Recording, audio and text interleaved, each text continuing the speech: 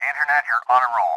Hello YouTubers, this is noobifier. I started this playlist and series called Community Concerns because I have more time to research. If you missed past week's installments, they're in a playlist, and please consider bookmarking it and check in every once in a while to get caught up to date with what the community is talking about. Don't forget that these videos are also published on Der Noobifier in German, translated for you in German for your enjoyment. If you find it fun, please do me a favor and share with a friend or orgmate. Today is the 22nd of November, 2022. I do these on Tuesdays, choosing topics wherever possible that are well presented and have a good banter back and forth. We are going into the dirty, fuzzy belly button of Star Citizen today. The TLDR is that Spectrum community is focused on one thing. They are collectively in a panic because everyone thinks that the BMM has been parked or shelved based on last week's Star Citizen Live. First, I would like to say to Spectrum, you are all wasting your breath because that isn't actually what they said. They said that they were moving stuff around and they were tasking people on different things. And even if it was what they said, right now,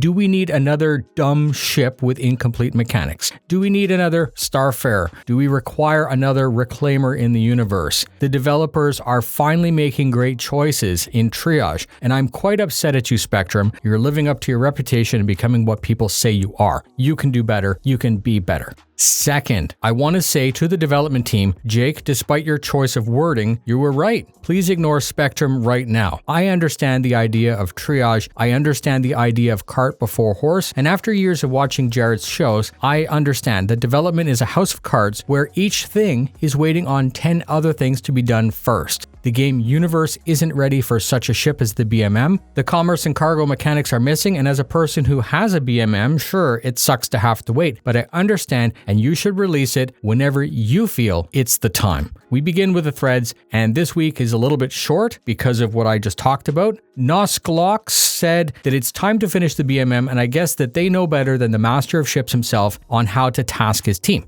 They said that it doesn't matter that it's not finished. They said that they don't care that it lacks the mechanics. They said that it doesn't need to be perfect. They said that they just want to run cargo in it. And they said that they speak for the entire community when they say that it's okay for the BMM to be the only thing that's worked on until the BMM is ready. Finish the BMM first. Oh, fuck.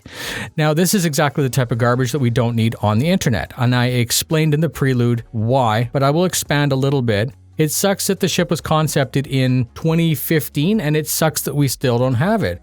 We shit on the developers for 10 years for releasing ships without mechanics, and then we also shit on the developers for 5 years for not releasing flight-ready ships. Noslock, no, you don't speak for the entire community, and no, this is not how the ship pipeline works, okay?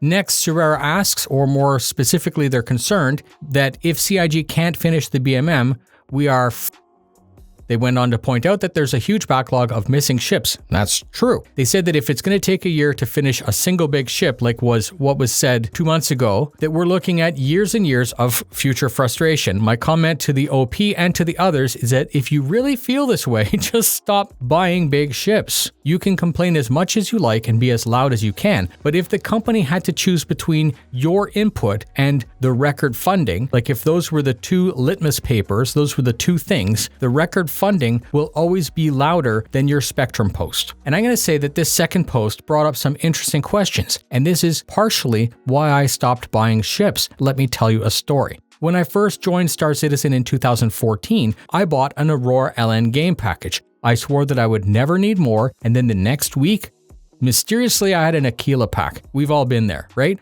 It was my enterprise, and I spent day and night dreaming about how much fun I would have in it with my friends. I was sure that I had found the perfect ship, and that was until the day that they released the Carrack concept. Immediately, my entire world collapsed, and I knew that if I didn't upgrade to the Carrack, that I was dumb. It made me feel dirty, but I paid the extra because the Carrack was simply better. I'm happy to have a Carrack. I hardly use it lately because there really isn't any game mechanic for it, and I suppose the point is that CIG taught me that getting a ship now doesn't make sense. Falling in love with a ship now is premature. If we're looking at another 10 year of concept ships, I'm sure that the most perfect fleet that you have now will be outclassed in the near future. We almost had a character killer this year. The Ion was almost meta for all fighters. The F8 will probably launch and change the landscape again. There's no rush to rush as long as ships are sold each year. And I'm sorry for being blunt, and I suppose Spectrum just got me down today. What are your thoughts? This was the only thing that people were talking about, and I think I've beaten this subject to death already. Thank you very much for spending your time with me. I really appreciate your support. Please watch out for the contest that's running right now, and don't worry about me. I'm not burnt out at all, actually. I'm just a little bit more disappointed in Spectrum than usual, and I'll be fine. Fly safe.